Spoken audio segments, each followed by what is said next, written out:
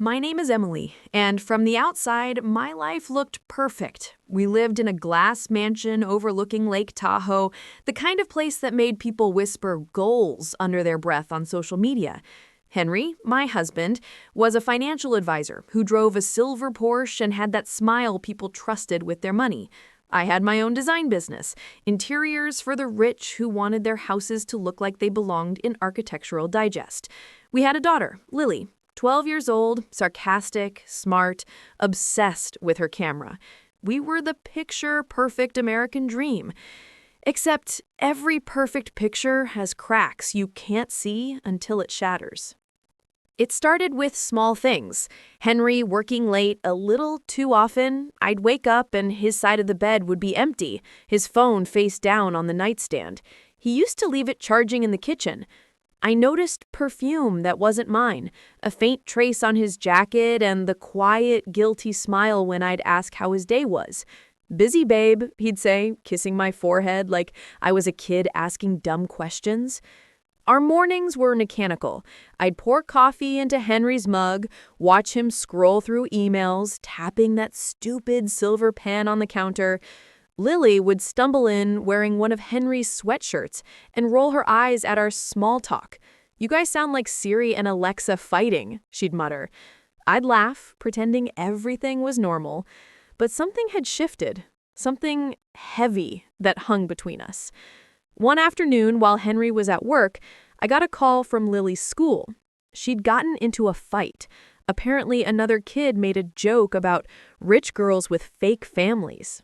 She threw a milk carton at him. I drove to pick her up, furious and heartbroken. "What's going on, baby?" I asked when she got in the car. Her eyes were red, and she just said, "Nothing's real anymore." I thought she meant the kids being mean. I didn't realize she was already noticing the cracks before I did. That night, after she went to bed, I went into Henry's office. I wasn't snooping, at least that's what I told myself. His laptop was open. He'd left in a rush for a late client dinner. I clicked his browser history. There it was. Hotel bookings, the kind that made your stomach drop.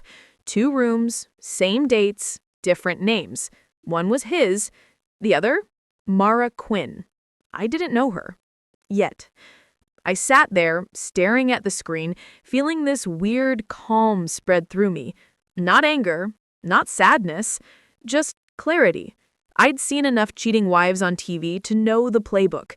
Pretend, confront, forgive, repeat. But I wasn't built for that. I closed the laptop, walked to the window, and watched the lake shimmer under the moonlight. The reflection looked peaceful, but the water was deep and cold, kind of like Henry. A week later, I followed him. I told him I had a client meeting in Reno, kissed him goodbye, and drove. The next day, I checked our joint accounts online. Something didn't add up. The college fund I'd been building since Lily was born? Gone. Every penny. I refreshed the page 3 times, thinking it was an error. Then I saw the withdrawal history. Transferred to a new account. His name on every line. My stomach flipped. He drained it. When he came home that night, acting casual, loosening his tie like he hadn't just stolen our daughter's future, I said, "We need to talk." He smiled, that fake charming grin. "Sure, babe, what about?" "The college fund," I said quietly. His eyes flickered, just for a second. "You used it." He chuckled, poured himself a drink. "Relax, Em, it's just money. I moved it for better returns." "You moved it to your secret account," I snapped. The glass froze halfway to his lips. "You've been spying on me? You've been lying to me." He sighed, like I was being dramatic. "Don't start this tonight. I've got meetings." "Meetings or Mara?" His jaw tightened. He didn't deny it. He just walked away, muttering, "You're losing it." I barely slept. By morning, he was gone. So was half our furniture. The house felt empty, like the air itself had left with him. He'd moved out, left a note on the counter. "Don't make this harder than it has to be." No apology, no explanation, just that. Lily didn't cry when I told her. She just said, "He's not coming back, is he?" I shook my head. She looked down, then whispered, "Good." I didn't understand, but later that night, I caught her on my laptop, typing something. When she saw me, she slammed it shut. "Homework," she said too fast. I let it go. Days blurred into each other. The gossip spread fast. Tahoe was small, and rich people loved scandals. My phone blew up, friends pretending to check in while fishing for drama. "You're handling this so gracefully," they'd say, as if I had a choice. My lawyer told me Henry filed for divorce. And get this, he wanted spousal support. The audacity. The man who drained our kids' college fund wanted me to pay him. That night, after crying in the shower until my skin stung, I walked into Lily's room. She was asleep, her laptop glowing faintly beside her. I shouldn't have, but I opened it. Her search history made my breath catch. How to expose someone online. Anonymous revenge ideas. How to track a phone. She wasn't just angry, she was planning something. The next morning, she acted normal. Pancakes, cartoons, jokes. But there was a spark in her, a cold fire that scared me. When I asked what she was doing on her computer, she smiled and said, "Just a school project." Kids think they can fool you, but mothers, no. Something was brewing, something she wasn't supposed to touch. That evening, I got a call from Henry. "We need to talk," he said. His voice was clipped, annoyed. "About what?" "Someone's been sending photos of me and Mara to my office. From a fake account. You wouldn't know anything about that, would you?" My blood ran cold. "No," I said honestly, because I hadn't. But I knew exactly who did. He cursed, muttered something about cyber harassment, then hung up. I went straight to Lily's room. She was on her bed pretending to read. "Lily," I said softly, "did you send your father anything?" She looked up, eyes wide but unflinching. "He deserves it." My heart cracked. "Baby, you can't." "Buts no buts," her voice trembled. "He's supposed to protect us." That night, I sat alone in the kitchen, watching the clock tick past midnight, wondering when my 12-year-old became braver than me. The line between right and wrong blurred fast in this house. I used to think revenge was something only desperate people did. Turns out, desperation doesn't feel desperate when it's the only thing keeping you standing. I didn't stop her, not that night. Maybe part of me wanted to see what she'd do. Maybe part of me needed someone else to take the first swing. The next morning, Henry showed up at the door. His face was pale, eyes bloodshot. "We need to talk, Emily," he said, pushing past me. "Someone hacked my accounts." "What?" "All my clients got emails, private stuff, photos, financial records." I froze. Lily was in the hallway, pretending to play with her cereal, but I saw the guilt flash across her face. He turned to her. "What did you do, kid?" He snapped. "I stepped in front of her. Don't you dare raise your voice at her." He glared at me. "You're both out of your minds." Then he stormed off, slamming the door so hard the windows rattled.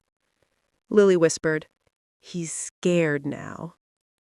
And for the first time, I didn't correct her. That night, my phone buzzed again. A text from an unknown number. "You don't know what you've started."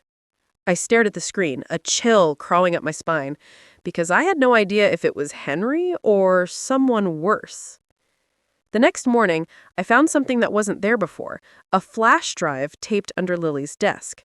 When I opened it, what I saw made my heart stop. Henry wasn't just cheating. He was laundering money. And now we were both tangled in something much bigger than a broken marriage. The flash drive was small, matte black, and wrapped in a strip of blue painter's tape, like someone wanted to make sure it stayed hidden. My hands shook when I peeled it off and plugged it into my laptop. The folder opened automatically. Inside were PDFs, spreadsheets, wire transfers, dozens of them. At first, it looked like numbers and names that didn't mean much. But then I saw the column headers, client accounts, Shell Corps, offshore holdings. Henry's name appeared over and over, right next to numbers that made my stomach twist. Millions. Not thousands, millions. He'd been moving client money through fake companies, cleaning it, hiding it. My perfect husband wasn't just a liar, he was a criminal. Mom? Lily's voice came from behind me. I slammed the laptop shut. What are you doing up, sweetheart? Couldn't sleep, she said, rubbing her eyes. You looked like you saw a ghost. I forced a smile. Just work stuff. She frowned. You're a bad liar. I wanted to tell her everything, but how do you tell your 12-year-old that her father might go to prison? Or worse, that the man she once called Dad might drag us down with him? The next morning, I drove to my friend Rachel's house. She was my lawyer, sharp as glass, lived in a house full of plants and old wine glasses. When I told her what I found, she swore under her breath. Emily, this isn't just fraud. This is federal-level laundering. If you've got proof, you can't just sit on it. Proof that came from my kid's flash drive, I whispered. If anyone finds out she accessed his stuff, she's a minor. You can claim you found it, but you need to be careful. If he figures out you could be in danger. I laughed, but it came out cracked. He already hates me, Rach. I'm not talking about hate, she said. I'm talking about survival. When I got home, the air in the house felt different, colder. The curtains in Henry's old office were open. I hadn't left them that way. My heart kicked. Lily? I called. Yeah? She shouted from upstairs. Did you come in your dad's office? No. Why? Just stay up there for now. I moved slowly toward the desk. The laptop that used to sit there was gone. So was the silver pen. In its place lay a single sheet of paper, 3 words typed in bold. Stay quiet, Emily. I froze. My ears rang. Someone had been inside the house. That night I didn't sleep at all. I locked every door, checked every window twice. Lily was asleep, curled up with her camera beside her like a stuffed animal. I sat on the couch, clutching the flash drive, trying to figure out what to do next. The logical part of me said, call the cops. The emotional part whispered, Henry has connections, you'll lose. I'd seen him charm police officers before, turn on that fake sincerity like a switch. The next morning, Lily came downstairs with her hair messy and eyes fierce. We can't just sit here, Mom. He's doing bad stuff, right? I sighed. It's complicated. So is my math homework, but I still have to do it. That made me laugh in spite of everything. What are you suggesting, Agent Lily? We find out how deep it goes. If he's hiding stuff, maybe there's more proof. I didn't want her involved, but she already was. So that afternoon, I let her sit beside me while I scrolled through the documents. We found records showing transfers to accounts under fake names. Westlake Holdings, Blue Peak LLC, and Quinn Financial Group. The last one made me pause. Quinn, I murmured. Mara Quinn. Lily's eyes widened. His girlfriend's company? I nodded slowly. Or his partner in crime. I printed out a few documents, hid the rest on an encrypted folder, and drove to Rachel's office again. She stared at the papers like she was looking at a bomb. Emily, this could take down his entire firm. If this gets out, it won't just ruin him, it could spark an investigation to everyone tied to him. Including me, I whispered. She didn't answer, and that silence said enough. When I came home that evening, a black SUV was parked across the street. Not a neighbor's. The windows were tinted too dark. I watched it for a while. It didn't move. When I stepped outside, it drove off slowly, almost like it wanted me to see it leave. My gut told me that wasn't random. Lily met me at the door, waving her phone. Mom, look! She found something online, articles about Henry's firm, client reviews, local finance awards. But one stood out. It mentioned a partnership with Quinn Financial Group. The photo attached showed Henry and Mara shaking hands, both smiling like they'd just won the world. The caption read, New joint venture expected to attract overseas investors. Holy crap, I whispered. He made her a front. What does that mean? It means she's helping him hide money. Lily's eyes flashed. So she's just as bad. Maybe worse.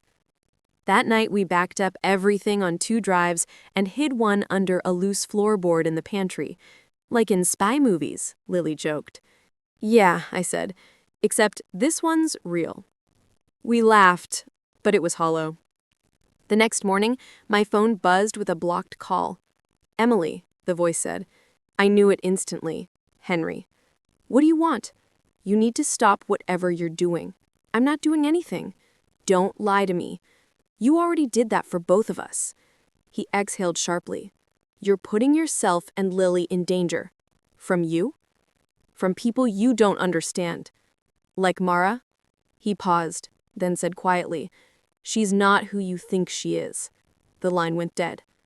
That sentence played on repeat in my head all day. She's not who you think she is. That night, I did what any terrified, curious wife would do. I looked up Mara Quinn. No social media, no family listed, nothing concrete. But there was one photo in an old article from New York. Mara Quinn, former accountant under investigation for embezzlement, case dismissed due to lack of evidence. My blood ran cold. She wasn't just his mistress, she was his partner in crime from the start. Lily came into the room, saw my face, and asked, What's wrong? He's in deeper than I thought, I said softly. Mom, what if he drags us down with him? He won't, I said, though I didn't believe it. Because we're going to get there first. Over the next few days, we played detective. I called old clients of Henry's, pretending to be updating contact info. Some mentioned strange investment opportunities he'd pitched that disappeared overnight. One woman said, He told us our funds were moving offshore for tax reasons. Then his assistant left, and no one could find the paperwork. Her assistant? That had to be Mara. Then, one evening while Lily was doing homework, my phone buzzed. It was Rachel. You need to come to my office, now. My heart jumped. What happened? The documents you gave me, someone tried to access my files remotely, from your husband's firm. What? He's covering his tracks, fast. He hesitated. Emily, if he finds out you went to me, you might not be safe at home. That night, I told Lily we were going to a hotel for a few days. Is it because of Dad? She asked quietly. Yes. She didn't argue. We packed essentials, laptop, drives, clothes, and drove to a small place near downtown Reno. Cheap, anonymous, the kind of spot no one would expect us in. When we checked in, the clerk looked funny at us. He asked, Rough day? I smiled tightly. You have no idea. We stayed up watching old sitcoms until Lily fell asleep. I sat by the window, staring at the city lights, wondering when my life turned into a thriller I didn't audition for. I sent Rachel an encrypted email. If anything happens to me, the flash drive is in the pantry floorboard. Then I deleted it immediately. At 3 a.m., I woke up to a sound. Footsteps in the hallway. My pulse exploded. I peeked through the peephole. A shadow moved past the door. I held my breath until it was gone. The next morning, the hotel manager said a man had asked what room we were in, but left when told they couldn't share that info. No description, just a man in a suit. My hands wouldn't stop shaking. I told myself, we have to finish this. We drove back to Tahoe that afternoon, grabbed the hidden drive, and went straight to Rachel's. We need to go to the feds. Now. She nodded. I'll make a call. But before she could, her office lights flickered. Then her computer shut down. All of them did. She cursed. He's inside the system. He's wiping digital traces. She backed up the files on a separate drive and shoved it into my hand. Take this. Get out. Don't go home. On the drive back to the hotel, Lily was quiet. Too quiet. What's going on in that head, kiddo? I asked. If Dad's doing bad stuff, does that mean everything was fake? Not everything, I said softly. Just the parts he touched. Then let's burn those parts, she said. Her voice was steady. Scary steady. That night, I tucked her in and checked my phone. Dozens of missed calls, from unknown numbers, from Henry. Finally, one voicemail. Emily, stop before you ruin all of us. They're watching you. This isn't just about money anymore. Then the line cut. My blood ran cold. Who the hell were they? The next morning, I opened the drive Rachel gave me. There was a new folder, one I hadn't seen before. It was labeled simply, Evidence A. Inside were scans of government contracts, offshore ledgers, and a name that made me whisper, "Oh my God." One of the accounts Henry was funneling money through was linked to a politician in Nevada. That's why he was untouchable. That's why he was scared. Lily leaned over my shoulder. "Mom, are we gonna tell someone?" "Yeah, but we need to be smart. We can't go straight to the cops." "Then who?" "Journalists. Someone who'll make it public before they can bury it." Lily grinned. "You mean like viral revenge?" "Something like that." We spent the rest of the day setting up an anonymous account, uploading redacted files, sending encrypted emails to investigative reporters. Lily handled the tech part better than I could. "Are you sure you're 12?" I joked. "Are you sure you're not?" she shot back. Her humor was the only thing keeping me from breaking. Hours later, we hit send. Every piece of evidence went out to 3 journalists. And then silence. I half expected an explosion. Instead, the quiet was worse. That night, I told Lily to stay close.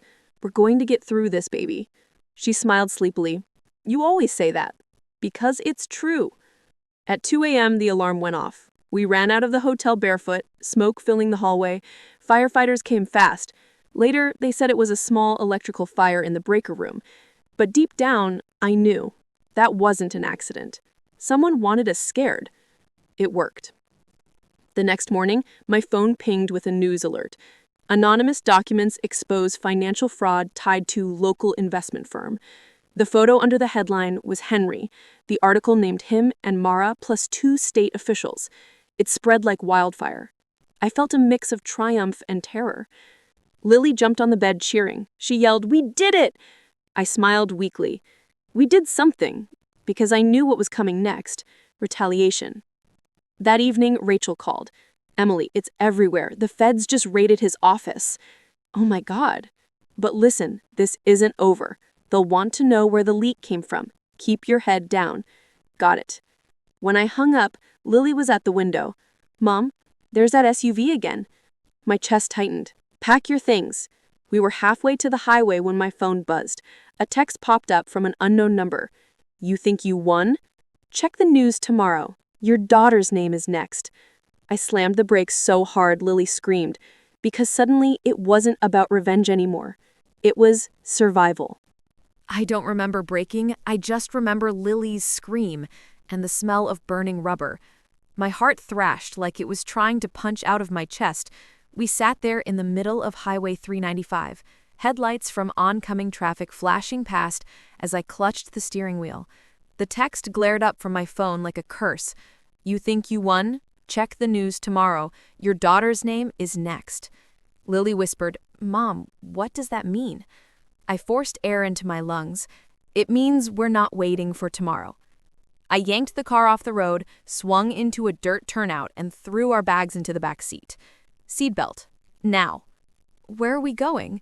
"Someplace with no GPS, no cameras, and no one who knows our names."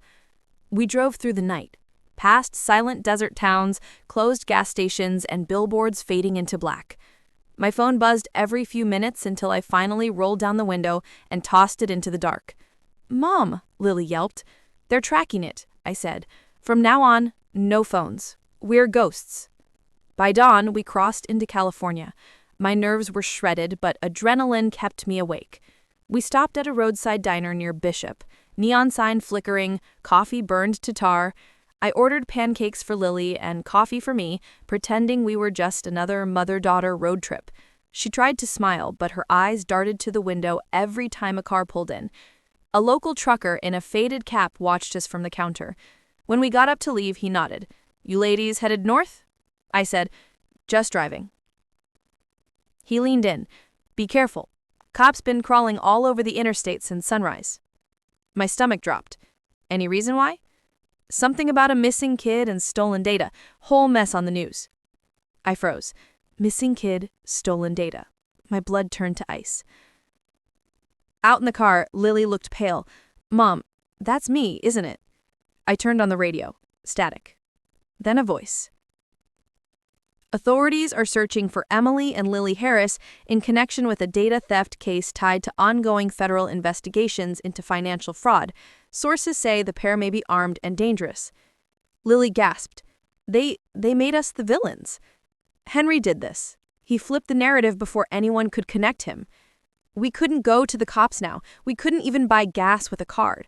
My perfect, charming husband had turned us into fugitives overnight.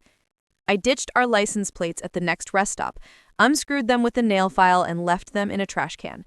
Then I swapped my blazer for a hoodie and tied Lily's hair up under a baseball cap. She giggled nervously. We look like criminals. Maybe that's the point. By noon, we hit a small mountain town called Lone Pine. Population maybe 2,000.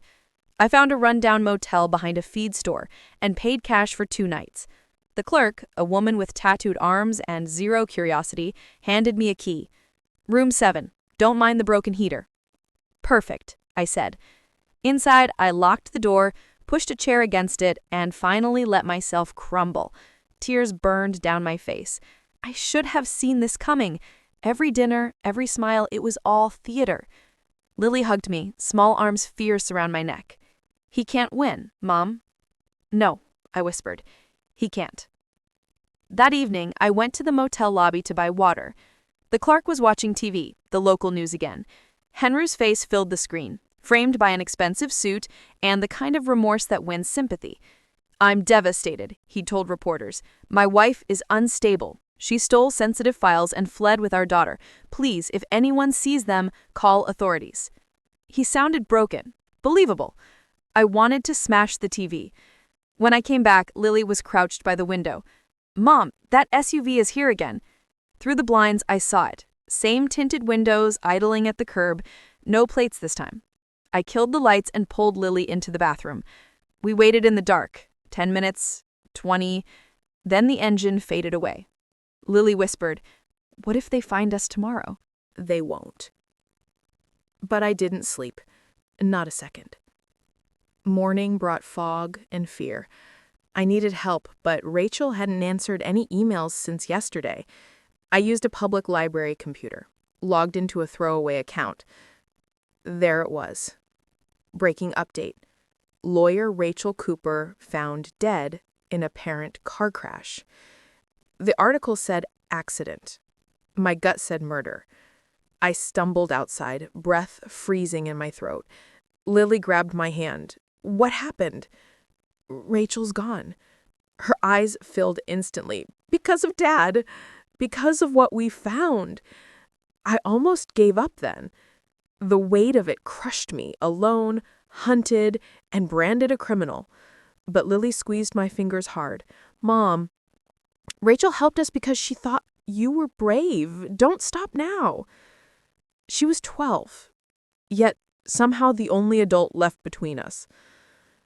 That night, I parked behind a truck stop and opened the backup drive. Buried inside the folders was one file I hadn't seen before. Q Protocol. Inside, contracts, offshore banking codes, and a second name I didn't recognize. Silas Grady, a security consultant for the same Nevada politician we'd uncovered earlier. There were payments from Henry's account, hundreds of thousands, to Grady Security Solutions. Mom, what if he's the guy in the SUV? I stared at the name. If he is, we'll make sure he regrets it. At dawn, we crossed into Oregon. Forests, endless rain. Every gas station felt like a risk. I paid cash, kept my head down. Lily filmed short clips on her camera. Evidence, for when we clear our names. I smiled, proud and terrified, all at once. Smart girl. 3 days blurred together. I stopped counting miles. Somewhere near Salem, a stranger recognized us. He was refilling his car, glancing between his phone and me. Then he froze. Hey, aren't you... I didn't let him finish. I grabbed Lily's hand and bolted. We sped out before the pump clicked off. Behind us, the man was already dialing. By the next morning, our faces were everywhere. Digital billboards, local TV, even gas station screens. Mom, we can't hide forever, Lily said softly. I know. That's why we stop hiding. We drove to Portland, blending into traffic. I parked outside a coffee shop with free Wi-Fi in the window and told Lily, watch the door. I logged into an encrypted email server and found a message waiting from one of the journalists we'd contacted. Meet me. Safe place. Bring proof. Attached was an address. It was risky, but it was the first lifeline we'd had in days. The meet spot was an old art studio near the riverfront. I'd parked 2 blocks away and walked in with Lily beside me. Inside, the air smelled like paint and dust. A man in a denim jacket stepped forward. Emily? Who's asking? Name's Ethan Rowe, freelance investigative reporter. You sent me those files. He showed his press badge. Legit, at least on paper. He said, I can help clear you, but I need the full drive. The stuff online was redacted. I hesitated. You could be one of them. He raised his hands. Then why'd I publish the first leak? Fair point. I handed him a copy. He scanned through it, eyes widening. Jesus, this isn't just fraud. This is political money laundering tied to defense contracts. No wonder they're after you. I said, they killed my lawyer? If you're planning to run a story, do it fast. He said, I will. Tomorrow morning, front page. We left feeling lighter than we had in weeks. For the first time, I thought, maybe, just maybe, we'd make it out alive. That illusion lasted until midnight. A crash shattered the motel window. I grabbed Lily and dove behind the bed as 2 masked men burst in. One yanked the flash drive from the table, the other grabbed my arm. I kicked hard, connecting with his ribs, and screamed, "Run!" Lily bolted through the bathroom window into the alley. I swung a lamp at him and sprinted after her. Outside, rain poured like bullets. Tires screeched somewhere behind us. Lily was crouched behind a dumpster, trembling but alive. "Mom, I'm here." We took off running down the alley, lungs burning. My only thought was, don't stop. We reached the bridge before I realized the flash drive was gone. Everything, the proof, the leverage, stolen. I felt hollow. He's got it, and Henry's people have everything. Then we'll take it back, Lily said fiercely. I almost laughed. You sound just like him. She scowled. Then I'll be the version that fights for good. We found refuge in an abandoned boathouse by dawn. The air smelled of mildew and rust. I wrapped Lily in my coat, trying to steady my shaking hands. I should have protected you better. You did, she said, half asleep. You're the only one who didn't lie. I wanted to believe that. Around noon, my phone, a prepaid burner I'd picked up days ago, buzzed. Unknown number. Against my better judgment, I answered. Emily, a voice said. Male.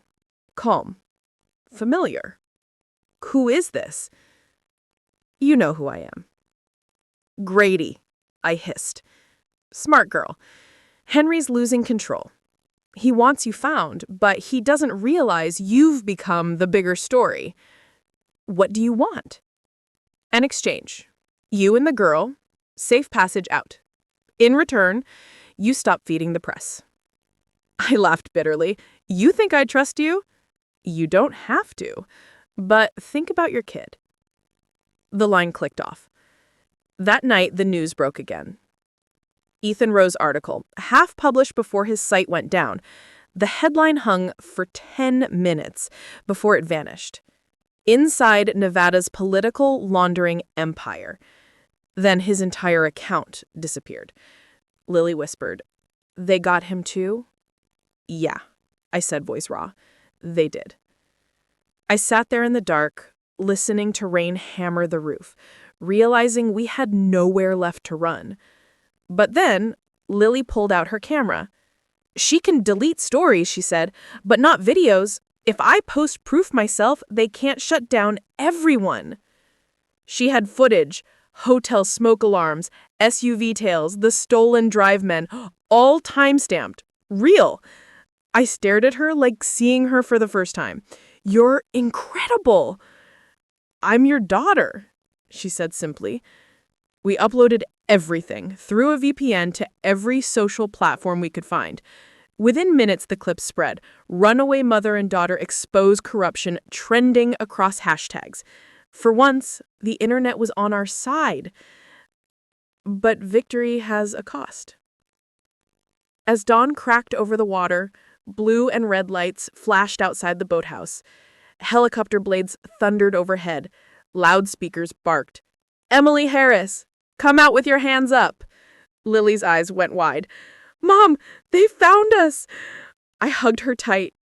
"It's okay. We tell them everything. The truth's out there now. They can't bury it." We stepped outside into the blinding light. "Down on your knees," someone shouted. I raised my hands, rain washing blood from a cut on my cheek. Lily clutched my sleeve. "Mom, don't let them take me." "They won't," I promised, praying I wasn't lying.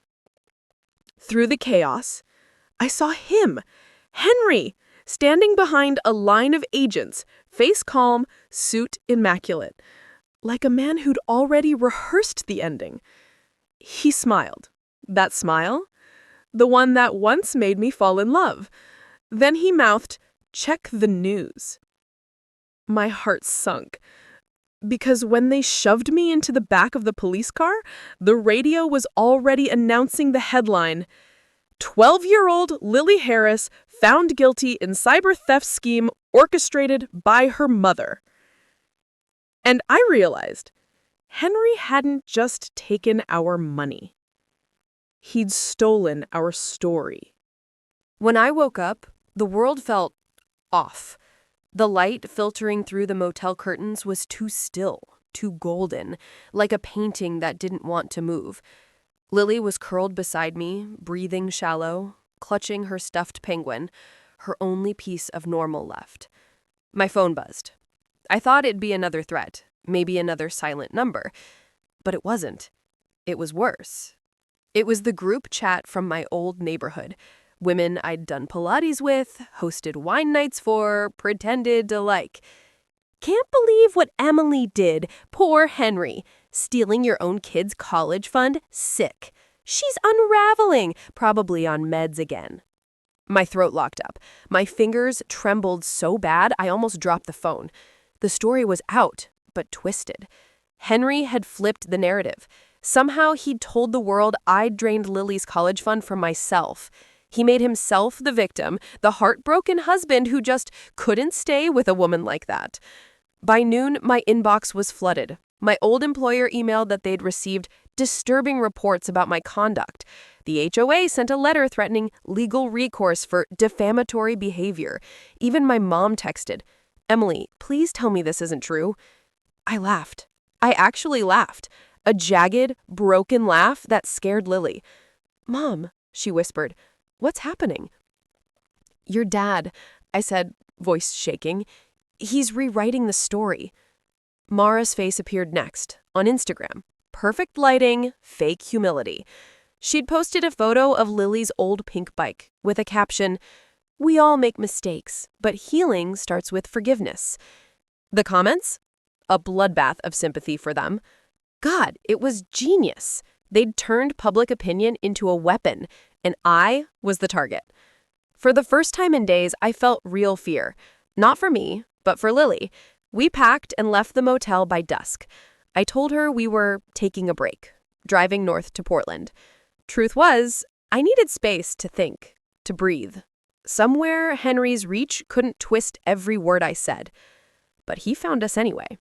It started small. My debit card stopped working. The bank flagged my account as under fraud investigation. My car's GPS glitched, rerouting itself to addresses I didn't know. Then came the text from a number that wasn't anonymous anymore. "Henry, you can't win this, Em. You never could." He wasn't hiding now. By the third night, Lily barely slept. Every noise outside made her jump. She started talking less, eating less. The world was closing in on us, gaslighting us both into silence. At a diner off Highway 99, an older waitress leaned down and whispered, "You hang in there, honey. Sometimes the loudest liars burn first. Her kindness cracked something inside me. For the first time, I cried. Not angry tears, but deep human ones. Later that night, Lily finally spoke. "Mom, do you still believe in people?" I looked at her, that soft, scared little face. "I believe in you." She nodded slowly, like she didn't quite believe me. The next morning, we checked into another cheap place. I noticed the manager side-eyeing me when I paid cash. Guess word travels faster than the truth. When I went to grab food, my phone buzzed again. A video link from Mara. I shouldn't have watched it, but I did. It was Henry, crying on camera, sitting in what used to be our living room.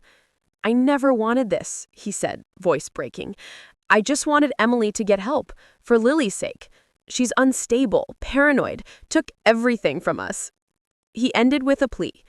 "If anyone sees her, please contact me or local authorities." It had 1.2 million views. The comments tore into me. "Lock her up. She's dangerous. Poor guy." My hands went cold. He wasn't just destroying me socially, he was setting up a mental health narrative, making me look insane. Then came the knock on the door. "Mrs. Carter?" A man's voice. "Police." Lily froze. I shoved the laptop under the pillow and opened the door a crack. 2 officers stood there, polite but wary. "We received a report of a missing child and a possible unstable guardian." My stomach dropped. Henry had reported me as kidnapping my own daughter. I showed them our IDs, our messages, everything. They left, eventually, but I saw the doubt in their eyes. That's when I realized Henry's plan wasn't to ruin me overnight. It was to let me unravel publicly, slowly, so no one believed me when the truth came out. Over the next week, it got worse. Friends ghosted me. Our lawyer wouldn't answer. Even my therapist texted that she couldn't continue sessions under these circumstances. But the thing about breaking, it's quiet. It happens like winter. Slow, invisible, until one morning you realize everything warm is gone. Lily barely spoke at all now. Her silence was the scariest thing of all. Then, one night, she handed me her iPad. "Mom," she whispered, "I found something." It was an email chain. Henry and Mara had been talking to someone, an accountant named Keller, the one who handled Lily's college trust. The messages were full of code, but Lily had learned enough from watching me work to crack them. The investments weren't real. The money had gone offshore, through fake companies. Henry wasn't just lying. He was laundering. And Keller? He'd just turned state's evidence in another case. For the first time, I saw a way out. We needed proof, something physical, something that couldn't be spun. I remembered Henry's Tahoe office, his private safe behind the bookshelf. He used to joke it was where the real marriage license was kept. I told Lily we were going home. The drive back felt like moving through a dream. The house loomed in fog, lights glowing soft gold like nothing had ever gone wrong.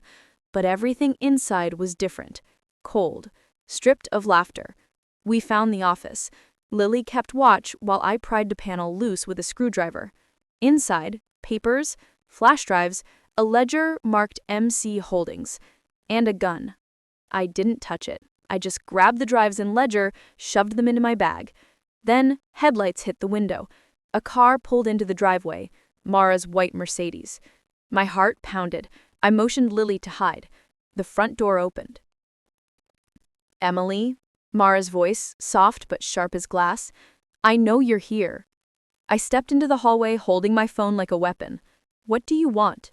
She smiled, like she was posing for a camera. "To help you. You've lost everything. Let me call Henry. We can fix this." "Fix?" I laughed bitterly. "You mean bury me deeper?"